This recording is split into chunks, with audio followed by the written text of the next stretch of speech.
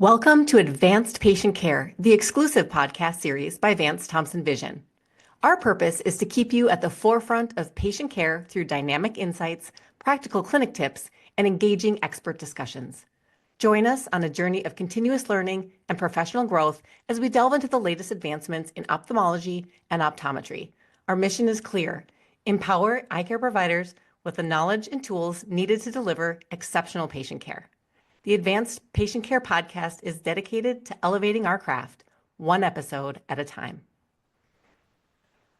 Hi, everyone, and welcome to the podcast. Today, we're discussing light adjustable lens with a group of some of my closest friends, including Sierra, Dr. Sierra Steiner, Dr. Colin Ryburn, and Dr. Lorraine Zimprick.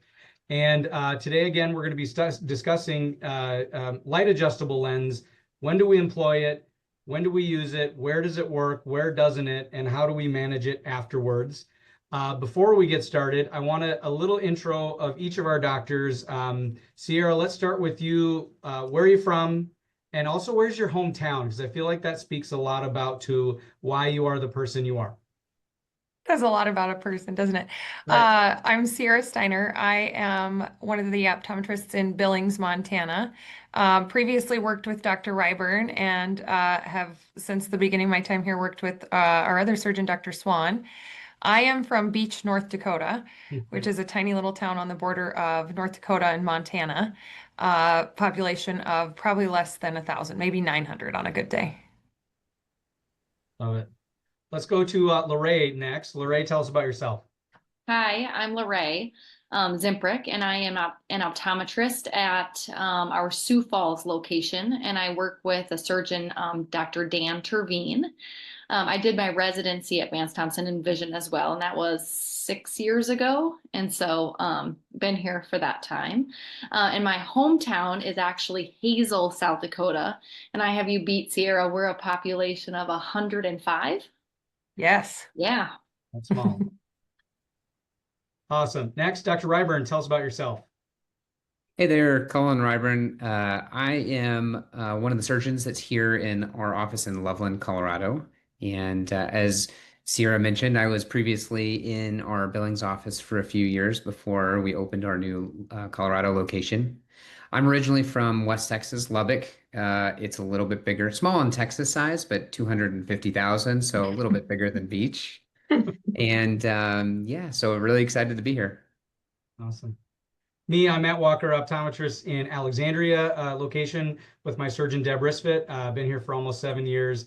I was born in Roswell, New Mexico, but then I moved back up home. And so I grew up in Walcott, North Dakota, town of about 107 people, I think is on the green sign, where I had to go to another town for high school or school. So those long bus rides and, makes you a hardy person, I guess. So today we are discussing light adjustable lens. And kind of an overview to start with. I was going to start of what makes this lens different. The first thing is that there are really no other lenses available in the world that we can put an intraocular lens in and change our mind on the target, to fine tune it down to patients' expectations and make them happy after the fact.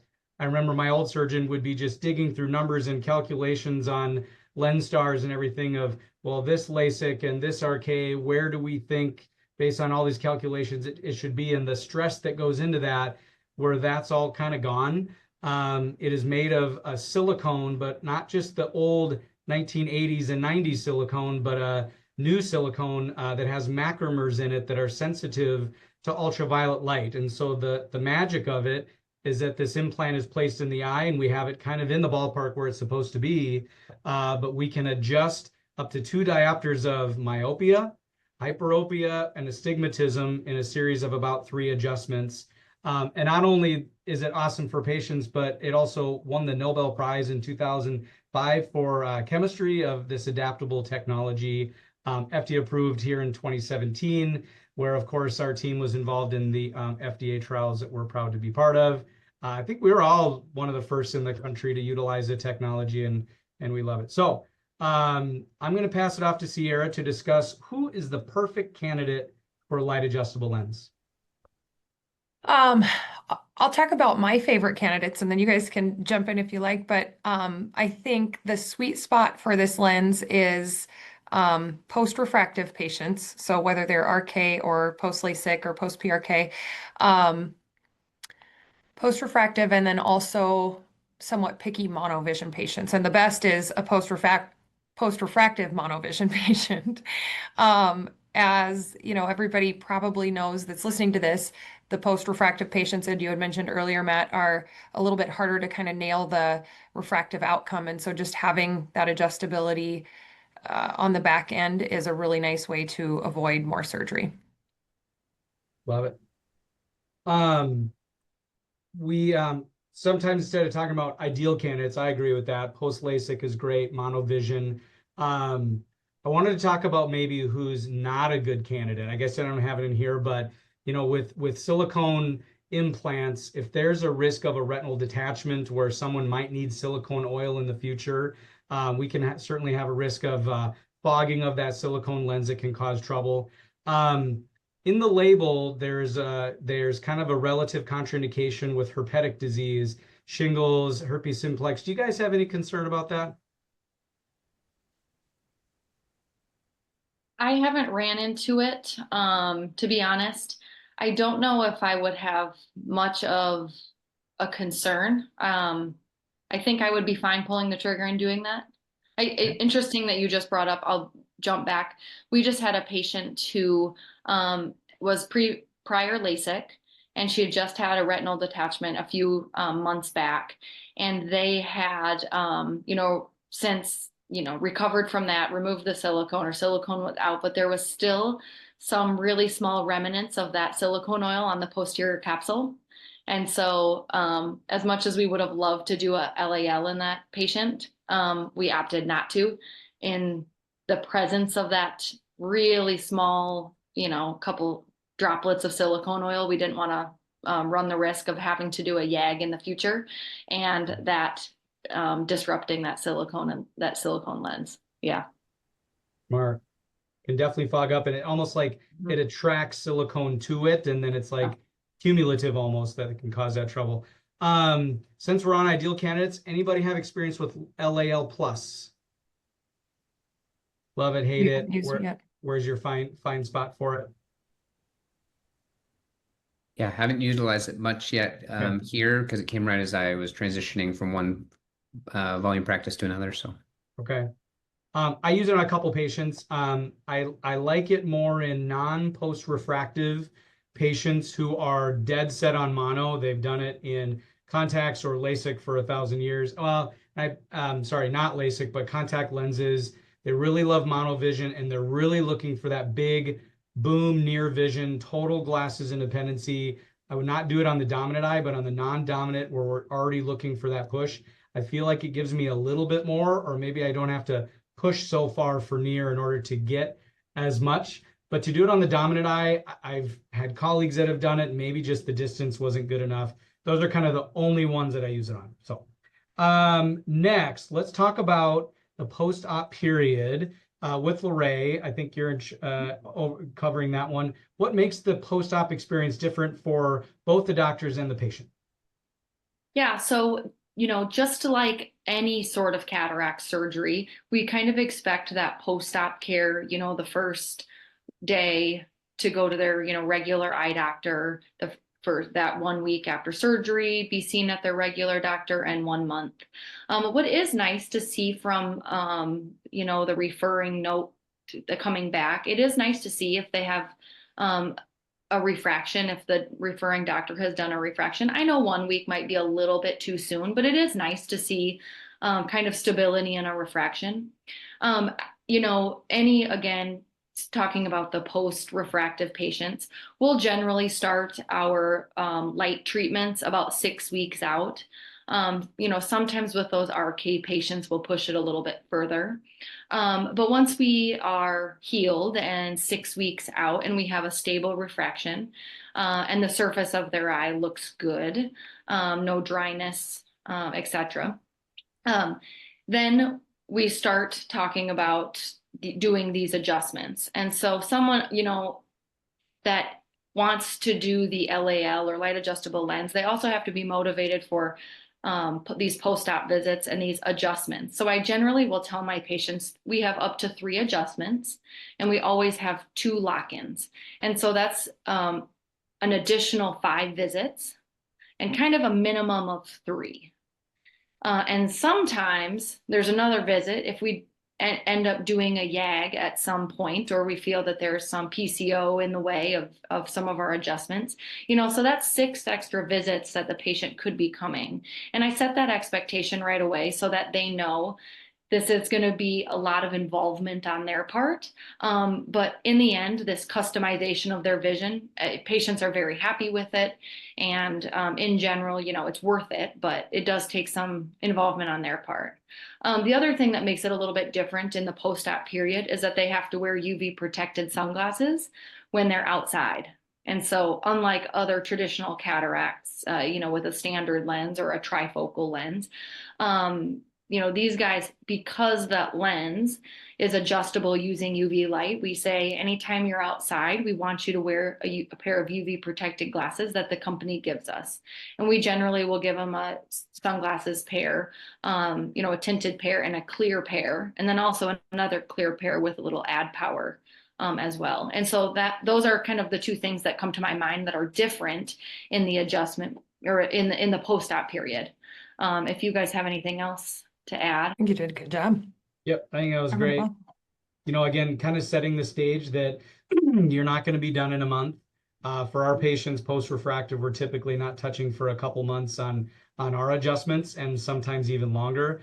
I tend to find I have a low threshold to YAG or to suggest a YAG if things aren't making sense. And I feel like I'm sometimes maybe overly aggressive on tear film, but when I'm not, then it always comes back to bite me. So just because they don't feel dry doesn't mean it's not dry. If their vision fluctuates, or you as an OD listening, you feel like their prescription keeps changing, that is not the implant. That's most likely the ocular surface. One thing that we've done in Alexandria, because patients really, every time we do a light adjustment or we do a YAG, we dilate them. And when they have to drive home afterwards, and especially they're coming from a couple hours away, it can get to be a lot. Sometimes we'll help them out by using a drop like Rezumvi that can reverse the dilation. I mean, it's still 90 minutes until they see effects from it. But if they're a couple hours away, or maybe they had an adjustment in the morning, maybe they could get some of their life back in the afternoon. But yeah, I think the 2 months to me. The other thing too is when we're doing our post-op visits, some of our patients are under the impression initially that, oh, I'm not going to wear glasses after surgery because I chose light adjustable lens. Well, I really try to hammer home like that's not always the case. Even if we're doing monovision, it is not a multifocal lens where there might be a chance you might have to wear a little pair of cheaters, or if we're really pushing that monovision quite a bit, maybe a pair of nighttime driving glasses to help out a lot with that. Yeah, I do educate my patients a lot actually on, right after surgery, don't worry so much about where your vision is at and what your near vision is like, because the adjustments are what fix the astigmatism, and the adjustments are what really, bring in that near vision. And so don't be, too concerned right away if that distance isn't crystal clear or that near vision isn't sharp. So I actually tell them, don't be surprised if you're grabbing reading vision glasses in that first month. Once we start getting an adjustment or 2 underway, they'll be able to ditch those. It's just right away. I kind of expect that. That's great. Let's move on to co-management pitfalls. We want to help patients out as much as possible, but also the doctors that are taking care of them, you guys, and we want to help you as much during that process. So then not only does the patient do well, but you as doctors feel, that you're helping and not struggling as much. Dr. Ryburn, curious, any pointers to help us to avoid pitfalls co-management wise? Yeah, I think there's been a lot of really great advice talking about setting patient expectations. And I think it's also important for us to relay back out with the expectations of what their vision is going to be until we get to that final lock-in. Because with any other lens that we pick, we're pretty close to our final vision within about a week. We tell people a month, but depending on how quickly they heal up. But With that LAL lens, it is going to be about 2 to 3 months before they're going to get to their best vision, just like we've highlighted. And emphasizing with patients that it's a financial investment for sure, but it's also a time investment, but really to customize your vision. We have no other lens where we can customize the vision like we can with LAL. And so I think as long as we're talking about all of that ahead of time and letting the patients know that, usually when they show back up to their offices with their regular docs, they're saying, they told me that the vision wasn't going to be perfect until we start making those adjustments, but people forget. And so just keeping in mind, we're not where we're going to be in the first month after surgery. A couple of other things that we do know as well with that light adjustable lens, the incision size is maybe just a smidge bigger to be able to get that three-piece lens in. That can change the refractive stability a little bit over the first week or two. And it also can leave people feeling like a little bit more, foreign body sensation just from those corneal nerves healing up. So really emphasizing managing the dry eye, lots of artificial tears. We're quick on plugs as well, especially in a lot of these post-refractive patients because they already have some baseline dry eye. Then the cataract surgery makes it more, and then we're putting in a refractive lens where we're trying to get them to their best vision right away. So we really want to make sure the surface is optimized because any disruption from the surface or fluctuating visions delays those adjustments. And to push off an adjustment could mean that they're not getting their final lock-in done until after they come back from vacation. They had this whole schedule planned out and they were really hoping to get it done. And if that's what we have to do because it's best for the patient and their outcome, sometimes we have to do it. But keeping those things in mind, I think, is really helpful. I think other things that, from a co-management side, the conversation from the beginning when we talk to people, I tell people who they've not done monovision, they're worried about, say, like halos from trifocals at night, but are interested in some extended range from light adjustable lens. They're not going to get as much reading vision as someone with a trifocal lens. I tell people not to expect that, to expect that they'll need like a +1 cheater for small stuff up close for reading a book. Um, the other thing is when we talked about like co-management pitfalls, who's not a good candidate? Like who should we not even bring up uh, LAL candidacy? They need to be able to dilate pretty well. An informal cutoff that we have is 7 millimeters of dilation that's recommended by the company.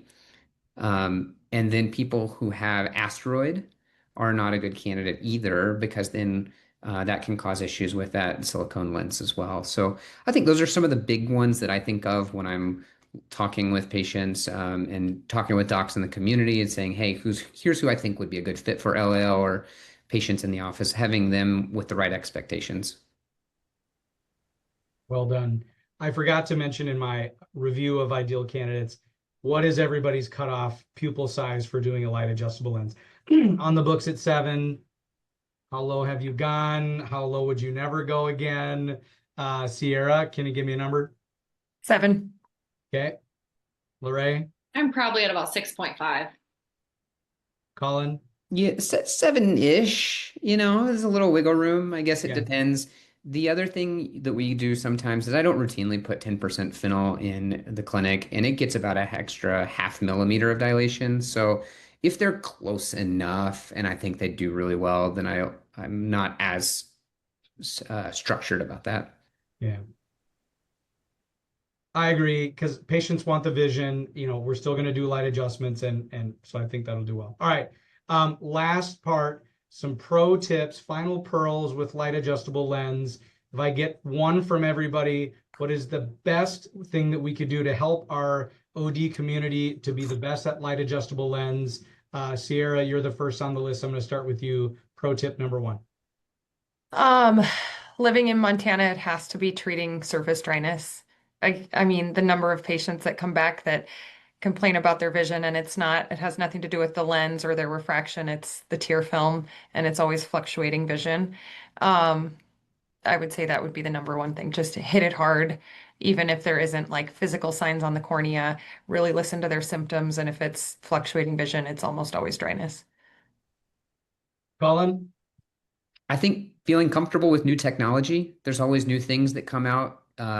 there's a certain amount of comfort in knowing the things that you know, but there's so many new things that we get to see. And especially as a company as on the front end as we are, we're pushing technology and really getting to see the enjoyment of patients. And so if you're a doc who's never seen an LAL patient and you're a bit hesitant, I think just getting excited about seeing that process, it's definitely a process. It's definitely different, but there's some amazing outcomes out there. Sure. Thank you. Lorraine? Yeah, and always easy to reach out to one of us, whoever, that you're working with. Easy to reach out and just ask, hey, what am I looking at? What should I watch for? We're always obviously available to help. I would probably say just continuing to relay expectations to the patients. I think we've kind of hit that one hard today, but when they come in for their eval, there's just a lot going on, a lot to go over, a lot of decisions that they have to make. And so any additional help that you can give us to help them is always, helpful. Amazing. We also have the OD portal on our Vance Thompson Vision website. There's downloadable content, data. I do think the communication is key, where if you don't have a cell phone of a Vance Thompson Vision OD or surgeon, get one, because that's our job. Besides helping patients, we're there to help you, and it's a team effort. And if you don't have a cell phone, get one. We'll post Lorraine's phone number at the end of this, and everybody can just message her, and it'll be great. Do you mean if you don't have a cell phone or you don't have a cell phone number? Thank you. Clarification. If you don't have a cell phone number of one of the Vance Thompson Vision docs, do yourself a favor and get one, just because we're approachable. I think we're here to help you and help you with your patient as well. And good question. I hope at this point we all have cellular phones. That's all I have. Thank you for tuning in, and tune in next time for the next amazing podcast. Thank you. Bye, guys. Thank you for tuning in to Advanced Patient Care, the exclusive podcast by Vance Thompson Vision. Want to learn more? Schedule a personalized mini fellowship at one of our clinics, where you can gain hands-on experience and real-world applications tailored to your practice. For more resources and information, visit vancethompsonvision.com/OD. Let's continue advancing patient care together, one episode, one innovation, and one patient at a time.